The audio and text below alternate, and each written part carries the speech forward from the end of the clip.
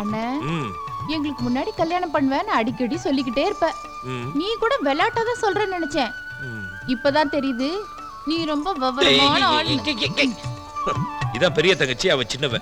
சரி சரி, எதுக்கு தெருல நின்னுட்டு மானத்தை வாங்கிட்டு உள்ள போங்க எல்லாரும். போறோம் போறோம்.